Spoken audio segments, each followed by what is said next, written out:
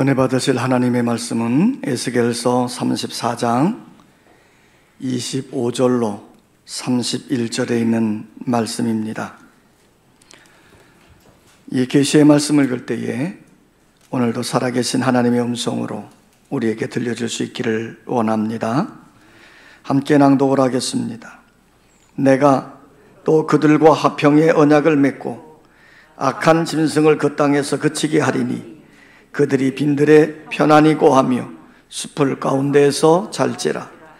내가 그들에게 복을 내리고 내 산 사방에 복을 내리며 때를 따라 소낙비를 내리되 복된 소낙비를 내리리라. 그리한즉 밭에 나무가 열매를 맺으며 땅이 그 소산을 내리니 그들이 그 땅에서 평안할지라. 내가 그들의 멍에의 나무를 꽂고 그들을 종으로 삼은 자의 손에서 그들을 건져낸 후에 내가 여호와인 줄을 그들이 알겠고 그들이 다시는 이방의 노략거리가 되지 아니하며 땅의 짐승들에게 잡아먹히지도 아니하고 편안히 거주하리니 놀랄 사람이 없으리라. 내가 그들을 위하여 파종할 좋은 땅을 일으키리니 그들이 다시는 그 땅에서 기근으로 멸망하지 아니할지며 다시는 여러 나라의 수치를 받지 아니할지라. 그들이 내가 여호와 그들의 하나님이며 그들과 함께 있는 줄을 알고 그들 곧 이스라엘 족속이 내 백성인 줄 알리라. 주 여호와의 말씀이라. 내 양 곧 내 초장의 양 너희는 사람이요 나는 너희 하나님이라. 주 여호와의 말씀이니라. 우리 임진훈 집사님 찬양이 있겠습니다.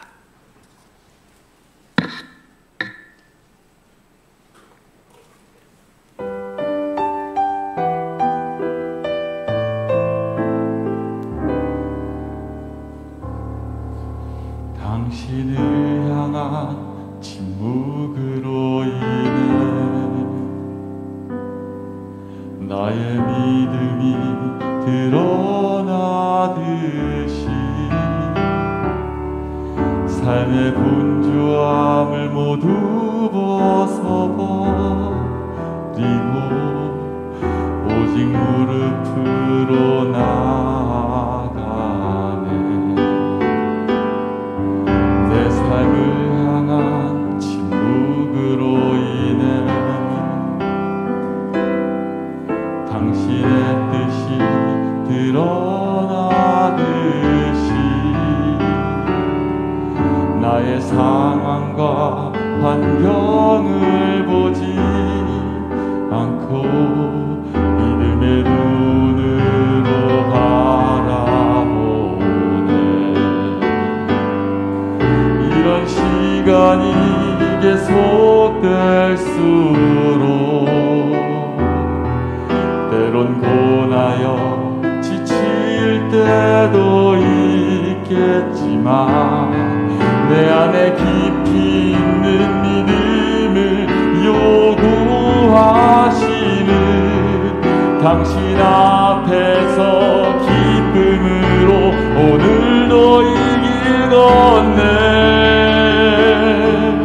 매 순간 어렵고 많이 힘들겠지만 아프겠지만 나는 감사해. 이 길을 통해서 나를 깨닫게 하시 눈뜨게 하시 당신을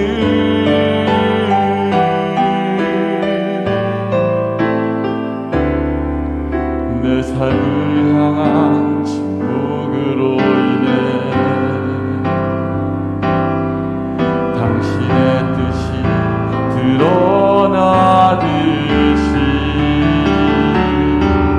나의 상황과 환경을 보지 않고 믿음의 눈으로 바라보네. 이런 시간이 계속될수록 때론 고나여 지칠 때도 있겠지만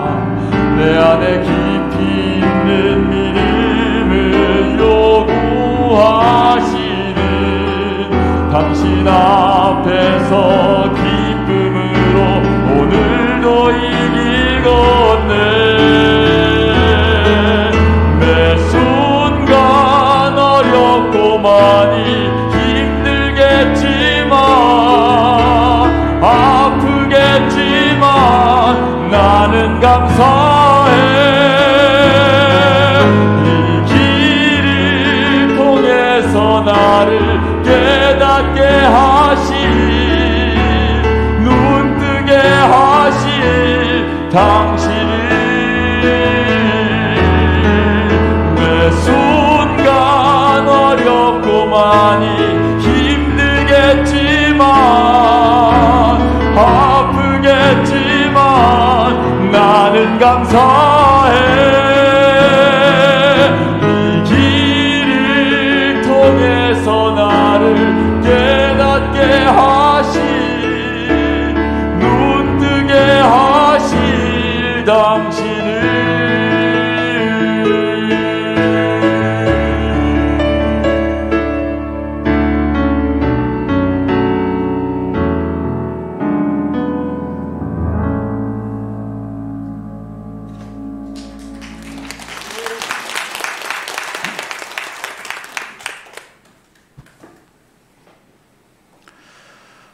하나님은 우리를 사랑하십니다. 오늘 여러분들에게 베푸시는 하나님의 사랑의 손길을 날마다 경험했으면 좋겠습니다. 하나님은 지금 유대 백성들에게 화평의 언약을 맺고 있습니다. 25절에 보면 내가 또 그들과 화평의 언약을 맺고 그랬습니다. 지금 하나님께서 유다 백성들과 화평의 언약을 맺고 그들을 도와주시겠다는 거예요. 지금 유다 백성들이 당하고 있는 삶의 형편은 어떠했을까요? 그들은 지금 나라는 완전히 망했습니다. 그리고 바벨론의 포로로 끌려갔습니다. 포로 생활 중에 얽매여진 생활 속에 그들에게는 소망을 잊어버린 채로 좌절하고 정말 답답한 절망적인 그런 삶을 살고 있을 때예요. 그러할 때 우리 하나님이 그들에게 주시는 약속입니다. 화평의 언약을 맺고, 화평이란 말은 평화지요. 평화의 언약을 맺는다. 자, 여러분, 오늘도 하나님은 우리에게 이 화평의 언약을 맺고 계신 줄 믿습니다. 우리 하나님은 변하지 않는 분이에요. 하나님의 약속은 영원토록 변하지 않습니다. 왜냐하면 우리 하나님은 어제나 오늘이나 영원토록 동일하신 분이시고 그분은 변하지 않는 분이시기 때문이에요. 그분이 우리에게 말씀합니다. 화평의 언약을 맺는다.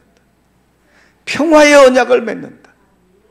오늘 여러분들의 삶 속에 평화의 은혜가 함께하기를 원합니다. 우리는 이 평화의 개념을 이 유대적 상황에서 이 성경이 쓰여진 배경의 역사를 통해 보면 크게 세 가지로 생각해 볼 수 있어요. 하나는 로마식 평화입니다. 이 로마에 의한 평화, 이건 힘에 의한 평화죠. 로마 사람들은 그들이 주장하는 평화가 있어요. 팍스 로마나, 그러니까 힘에 의한 평화. 사실 이 팍스라고 하는 이 말은 로마 신화에 나오는 평화의 여신의 이름이에요. 자, 그 이름을 따라서 영어에서 우리는 평화 그러면 peace잖아요. 이 peace란 단어가 팍스라고 하는 말에서 유래된 겁니다. 자, 지금 로마식 평화, 일반 사람들은 그걸 외치고 있지요. 지금 정부도 역시 평화로운 세상을 원하는데 이 힘에 의한 평화를 주장하고 있는 거예요. 그런데 이 평화는 힘이 있을 때에는 평화가 있는 것 같은데 힘을 잃으면 그 평화는 깨져버리는 거예요. 이게 로마식 평화입니다. 두 번째는 헬라적 평화예요. 신약 성경이 기록된 단어가 헬라어잖아요. 당시 예수님 당시에 모든 사상적, 정치적 영향력을 끼쳤던 나라가 이 헬라입니다. 헬라어로 이 평화 그러면 뭐냐면 에이레네라는 거예요. 그럼 이 헬라적 평화의 의미는 뭐냐면 마음의 평안, 정신적인 평안을 가리킵니다.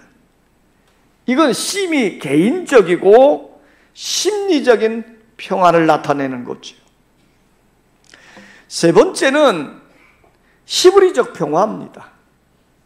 이제 이 성경이 기록된 배경에 있어서의 이 히브리 민족, 이 히브리적 평화, 그 평화는 뭡니까? 우리가 잘 아는 대로 샬롬입니다. 이 샬롬은 하나님의 은총으로 이루어지는 화평한 상태, 이걸 말해요.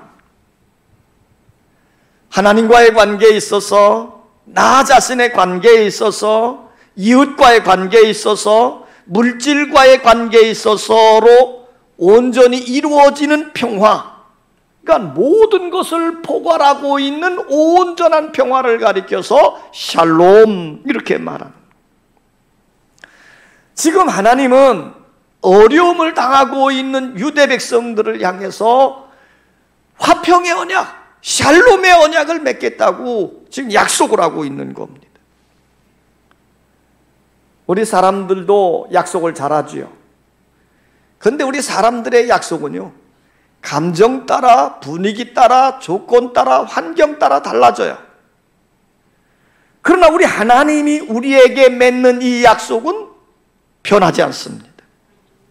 그러기에 이 하나님이 우리와 맺은 이 언약은 매우 소중하고 고귀한 것입니다. 오늘 하나님이 유대 백성들과 맺었던 이 평화의 언약은 오늘 예배드리고 있는 여러분들에게도 동일하게 이 평화의 언약이 함께하는 줄 믿습니다. 우리가 살고 있는 삶의 자리가 어수선하다 할지라도 우리는 하나님의 은혜 가운데 이 화평의 언약이 여러분들의 삶을 주장하는 복된 삶이 될 수 있기를 원합니다. 자, 그러면 하나님이 맺은 화평의 언약의 내용은 뭐냐? 한번 따서 합시다. 재앙을 그치게 한다. 자, 25절을 좀 보겠습니다. 25절 다 같이 한번 낭독할까요? 25절 시작. 내가 또 그들과 화평의 언약을 맺고 그 악한 짐승을 그 땅에서 그치게 하리니 그들이 그들의 평안이 거하며 그 숲을 가운데에서 살지라. 자, 지금 하나님이 이렇게 말하는 거예요. 화평의 언약을 맺는다. 그리고 난 다음에 악한 짐승을 그 땅에서 그치게 하리니, 여기 악한 짐승이 이제 그 땅에서 활동하지 못하게 함으로 인해서 그들이 빈들에서 편안히 거하고 숲을 가운데서도 잠을 잘 자게 하겠다. 지금 이렇게 약속하는 거예요. 레위기 26장 6절에도 보면 내가 그 땅에 평화를 줄 것인즉 너희가 누울 때 너희를 두렵게 할 자가 없으며 내가 사나운 짐승을 그 땅에서 제할 것이요. 그랬어요. 그러니까 하나님이 맺은 언약은 어떤 언약이냐? 유다 백성들에게 내려진 재앙을 그치고 하나님 앞에 화평한 삶을 누리게 만들겠다고 약속을 하고 있는 거예요. 사실 우리 사람들은 에덴 동산에 살 때에 하나님과 어떤 관계였습니까? 화평한 관계였죠.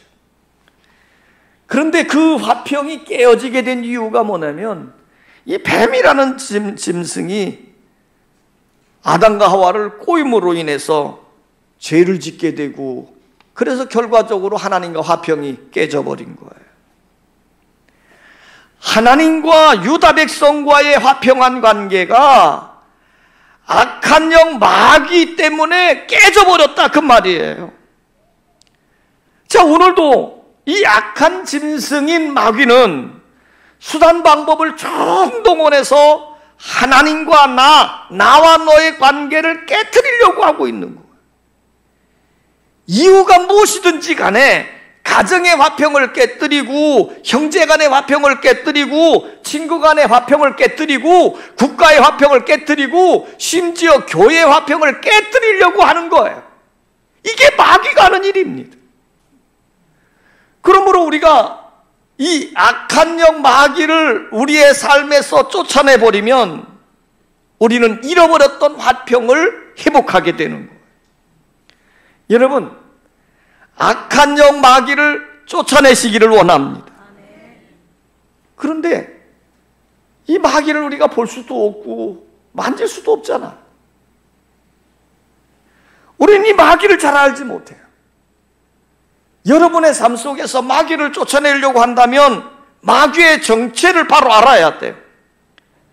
이 마귀는 에덴 동산에서 사람을 미혹했던 뱀의 형상입니다. 그러니까 우리가 이 뱀의 특성을 잘 살펴보게 되어지면 마귀의 속성도 알 수 있어요. 우리가 잠깐 동안 뱀을 좀 공부하겠습니다. 뱀이란 어떤 동물이냐? 첫째, 뱀은 냉혈 동물입니다. 그래서 이 뱀은 내용동물이라 그래서 여름철이라도 이 뱀들이 모여있는 곳에는 한기를 느낀다 그래요. 자, 마귀는 어떤 자입니까? 악한 영이에요. 그렇기 때문에 동정도 사랑도 연민도 없습니다. 그래서 마귀가 틈타서 은혜가 떠나가게 되어지고 마귀가 역사하면 그 사람은요 냉혈 인간처럼 되어집니다. 그래서 인정도 의리도 감사도 잃어버리게 되죠. 둘째로 뱀은 혀가 둘로 갈라져 있답니다. 이 말은 무슨 말이에요? 혀가 둘로 갈라져 있다. 마귀는 좋은 말과 나쁜 말을 같이 사용합니다. 그래서 이랬다 저랬다를 잘하죠. 특별히 이 마귀는 거짓말, 속이는 일을 얼마나 잘하는지 모릅니다. 셋째로 뱀은 소리 없이 다가옵니다. 짐승들 중에 말이나 곰이나 사자나 이런 것들이 우리에게 달려올 때는 막 달리는 소리가 들립니다. 그런데 뱀은 소리 없이 와 있어요. 마귀의 속성 역시 소리 없이 여러분 알지 못하는 사이에 여러분 속에 들어온다 그 말이에요. 네 번째로 뱀의 속성은 뭐냐면 살아있는 것을 통째로 삼켜버립니다. 자, 뱀은 이빨로 씹어먹거나 찢어먹거나 그런 법이 없어요. 자기 몸보다도 훨씬 큰 짐승이라도요 그냥 그거를 통째로 삼켜버리는 거예요. 마귀 역시 마찬가지입니다. 마귀는 절대로 죽어있는 것을 건드리지 않아요. 살아있는 것만 삼키려고 합니다. 그러니까 여러분들이 살면서 어려운 일을 당하면요 감사해야 돼요. 왜? 나는 아직 살아있다.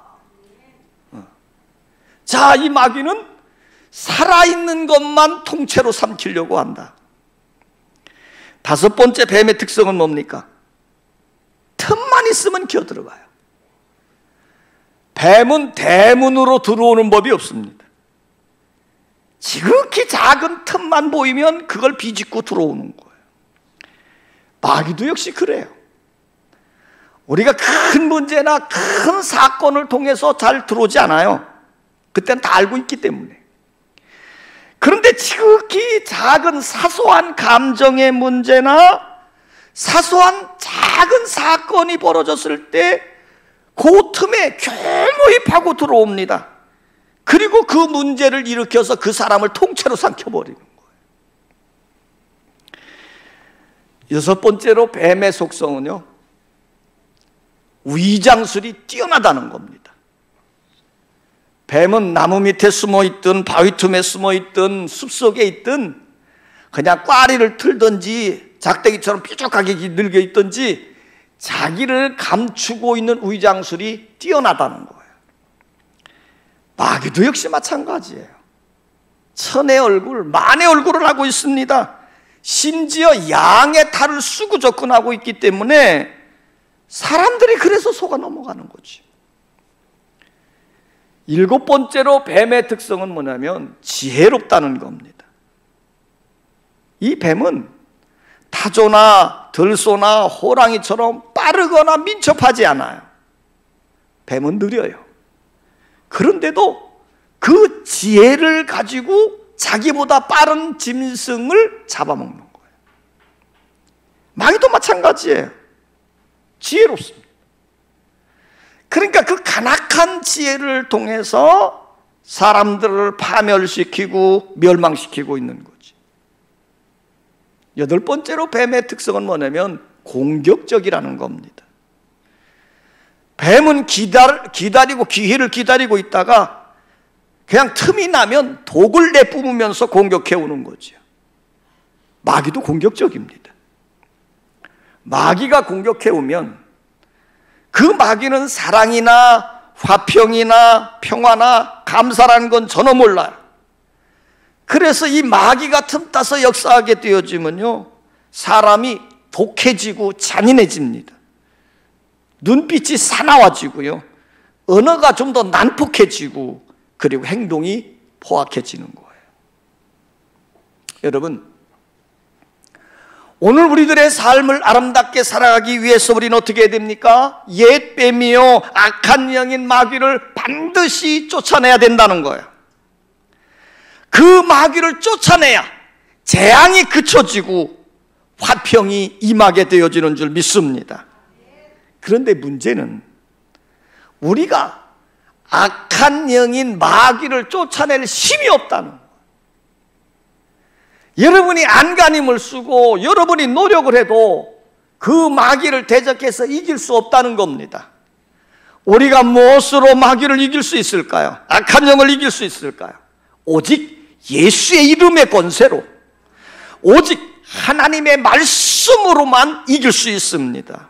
그러므로 오늘 우리는 날마다 하나님의 말씀과 성령으로 충만히 덧입혀져야 될 줄 믿습니다. 그리고 예수의 이름의 권세가 회복될 수 있기를 원해요. 그래야 여러분들의 틈타고 있는 악한 영을 물리치고 여러분의 재앙이 그쳐지고 하나님이 주시는 화평이 임하게 되어질 줄 믿습니다. 오늘 하나님은 유다 백성들과 화평의 언약을 맺으면서 이렇게 말씀합니다. 내가 악한 짐승을 그 땅에서 그치게 하리니. 할렐루야 주여. 여기 그치게 한다는 말은 종지부를 찍겠다는 겁니다. 더 이상 악한 짐승이 활동하지 못하도록 하나님이 막아주시겠다는 거예요. 오늘 여러분들의 삶 속에 악한 영과 대적해서 승리해서 그들을 몰아내고, 그러면 마귀가 떠남과 동시에 여러분에게 내리는 재앙도 그쳐지게 되어질 것이고 하나님이 주시는 화평이 임하게 되어질 줄 믿습니다.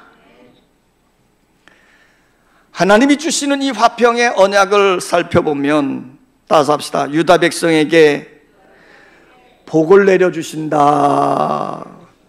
자, 26절을 좀 다 같이 한번 봅니다. 26절 시작.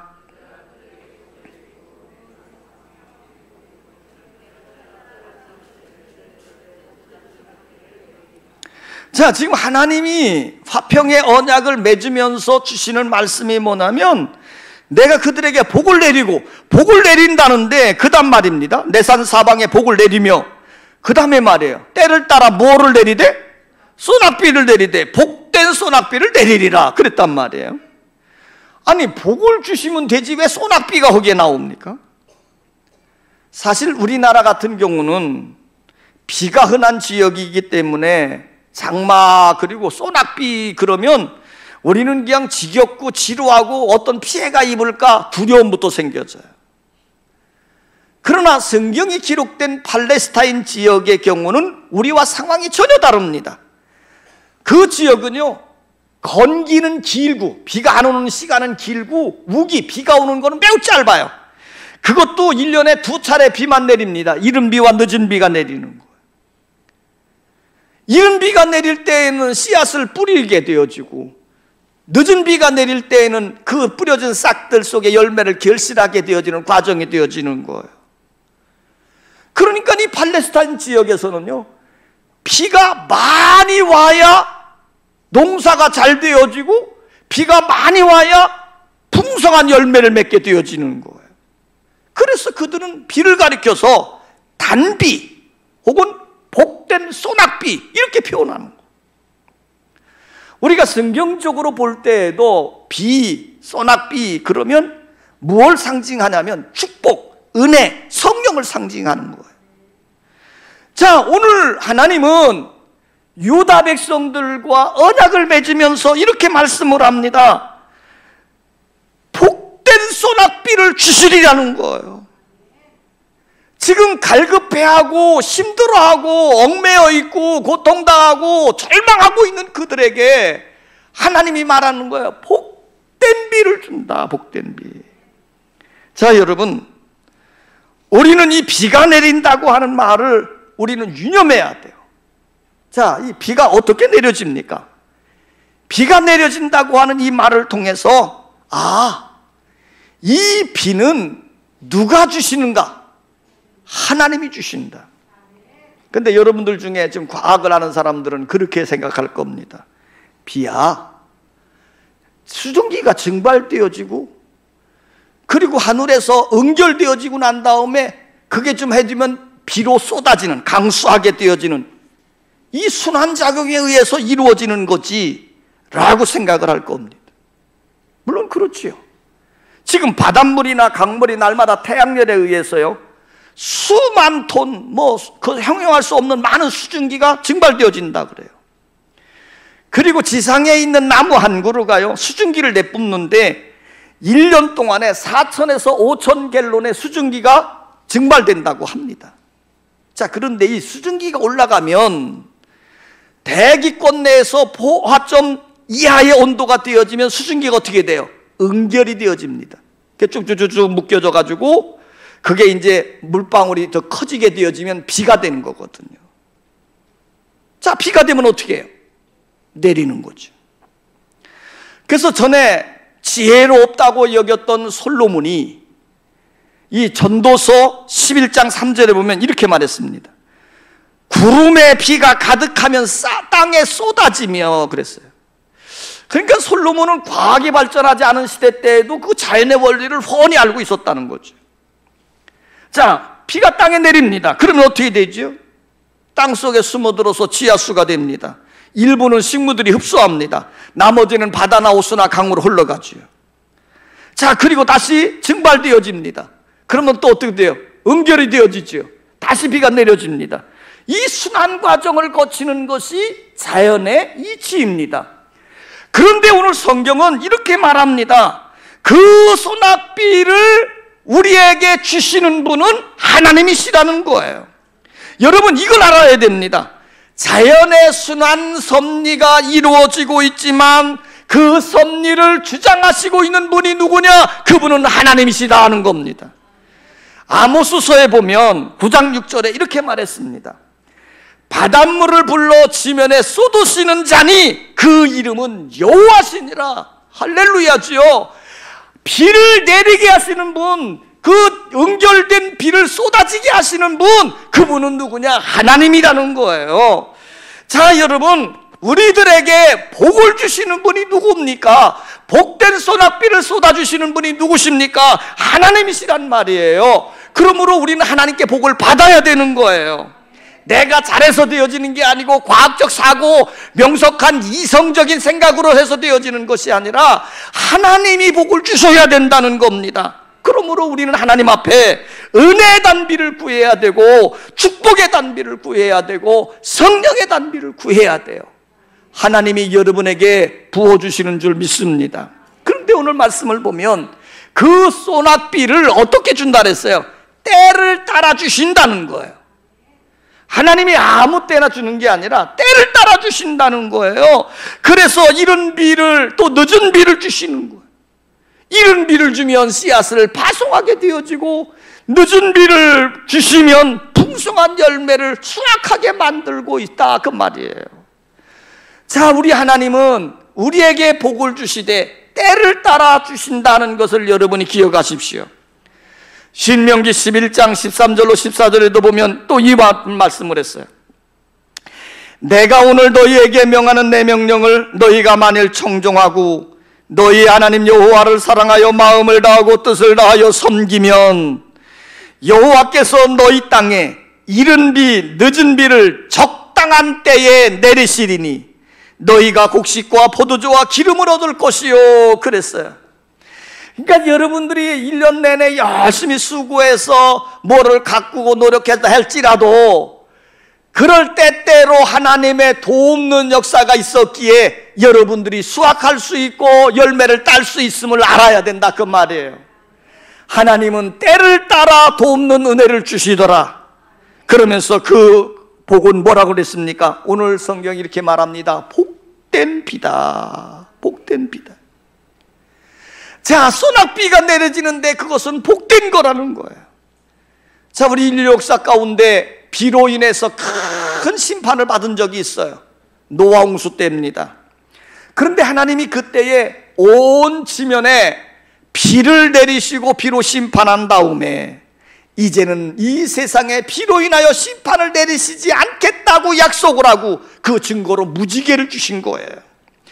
이제 하나님은 이 비는 우리를 심판하는 것이 아닙니다. 우리에게 복된 은혜, 복된 축복으로 내려주시는 것이에요. 그래서 성경은 이 비는 하나님이 주시는 축복이요, 하나님이 주시는 은혜요, 하나님이 주시는 선물인 것입니다.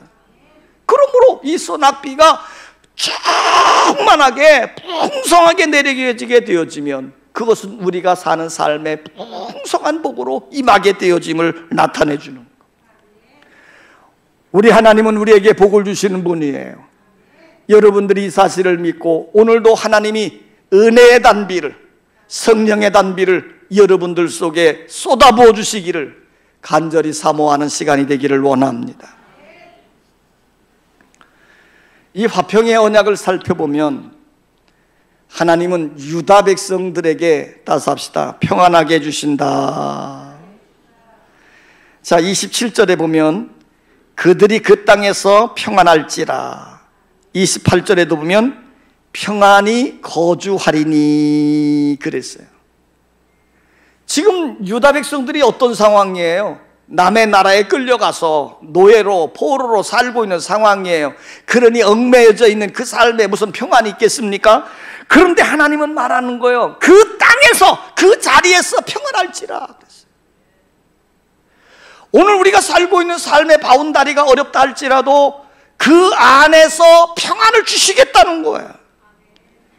자, 여러분, 우리 사람의 행복은 어디서 올까요? 마음이 평안해야 돼요. 아무리 자연 환경이 좋고 생활 조건이 좋다 할지라도요, 마음에 평안이 없으면, 영혼이 평안하지 않으면 삶의 의미가 없는 거예요. 절대로 행복하지 않아요. 세계에서 제일 살기 좋은 나라 그렇게 꼽는다면 대부분 뭐 스웨덴이나 덴마크나 노르웨이나 핀란드나 뭐 오스트리아나 뭐 이런 나라들을 꼽아요. 꼽는 이유가 뭘까요? 첫째는 GNP가 높아요. 둘째는 뭐예요? 사회보장제도가 잘 돼 있어요. 세 번째는 뭐예요? 자연의 공해가 없어요. 공기도 맑고 물도 맑고 경치도 좋고 그래서 살기가 아주 좋은 거예요. 그래서 사람들은 이런 나라는 참 살기 좋을 거다 그렇게 다 꼽고 그렇게 여기고 있어요. 그런데 문제는요, 세계에서 자살하는 사람들을 자살률을 이렇게 뽑았더니 지금 살기 좋은 나라라고 하는 이 나라가 상위층에 들어와 있어요. 그래서 더 놀라지 마세요. 대한민국은 항상 자살률도 선두입니다. 자, 이게 심각한 얘기죠. 자, 근데 보세요. 자살률이 높다고 하는 얘기는 그들의 생활 환경은 참 좋은데, 조건은 좋은데 문제는 뭐가 없다는 거예요? 삶의 의미를 느끼지 못한다는 거거든. 마음의 평화가 없다는 거예요. 오늘 우리의 인생이 정말 행복해지고 아름답게 사는 것은 돈으로 되는 게 아니란 말이에요. 어떤 살기 좋은 편한 것이 되는 게 아니에요. 우리의 영혼이 평안해야 돼요. 마음이 평안해야 돼요. 그래서 예수님은 우리에게 이렇게 약속합니다. 평안을 너희에게 끼치노니 곧 나의 평안을 너희에게 주노라. 내가 너희에게 주는 것은 세상이 주는 것 같지 아니하다. 오늘 유다 백성들과 언약을 맺으면서 하나님이 하신 말씀입니다. 평안을 주겠다. 평안을 주겠다. 오늘 예배하는 여러분들에게 하나님이 주시는 평안이 함께할 수 있기를 원합니다. 하나님이 이 평안케 해주시면 여러분들은 삶의 새로운 에너지가 공급되어질 것이고 삶의 의미를 찾게 되어지고 하나님 안에서 행복함을 누리는 은혜로운 삶이 되어질 줄 믿습니다. 이 하나님께서 화평의 언약을 맺으셨는데 그 내용을 하나 더 찾아보면 하나님은 유다 백성들에게 따서 합시다. 자유를 주신다.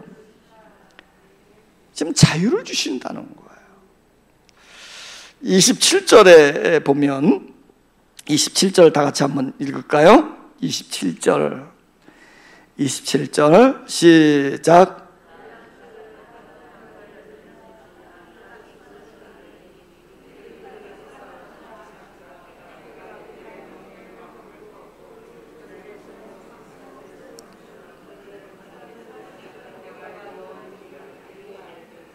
자, 그 중반서부터 봅니다. 내가 그들의 멍에의 나무를 꺾고, 지금 뭘 하는 거예요? 소 멍에목 있죠? 소에게 씌워준 거. 그게 이제 굴레잖아요. 근데 유다 백성들에게 지금 이런 멍에목이 씌워져 있어요. 종이 되어져 있고, 뭐 노예가 되어져 있고, 그렇잖아요? 근데 그거를 꺾어버리고, 그들의 종을 삼은 자의 손에서 그들을 뭐해? 건져낸 후에, 그랬어요. 그러니까 지금 얽매였던 유다 백성들에게 지금 하나님이 뭐를 주겠다는 거예요? 자유를 주겠다는 거예요. 28절에도 보면 그들이 다시는 이방의 노략거리가 되지 아니하며 그랬습니다. 그러니까 70년 동안 바벨론의 포로 생활을 한 거예요. 나라는 망해버렸지요. 아무 소망을 가질 길이 없어요. 삶은 얽매여져 있지요. 그런데 하나님이 그런 그들에게 화평의 언약을 맺으면서 말합니다. 너희들을 자유케 하리라는 거예요. 오늘 여러분의 삶에 진정한 자유가 함께할 수 있기를 원합니다. 그런데 문제는 나를 꼼짝 못하게 묶고 있는 이 멍에목을 내 스스로 꺾을 수 없다는 거예요. 하나님이 꺾어주셔야 돼요. 죄의 멍에, 고통의 멍에, 속박했던 그 멍에, 실패의 멍에, 이 모든 것들을 하나님이 꺾어주셔야 돼요. 사실 우리가 얽매이지 않고 산다고 하는 것처럼 행복한 일은 없는 겁니다. 전에 미국에서 남북전쟁 일어나기 전, 그러면 흑인 노예들이 이제 많이 득세할 때죠. 오하이오 강을 끼고서 이제 한쪽에는 신시내티라고 하는 도시가 있고 이쪽에는 켄터키라고 하는 이런 도시가 있어요. 근데 켄터키 쪽에는 아마 흑인 노예들이 굉장히 행행했고 이 신시내티 쪽에는 좀 자유로웠던 것 같아요. 그래서 이 켄터키 쪽에서 있던 흑인 노예들이 그 오하이오 공에 몸을 투신해가지고 죽기를 각오하고 신시내티로 건너오는 거예요. 자, 이러는 과정에서 이제 이 흑인 노예들이 붙잡히게 되고 재판을 받는 겁니다.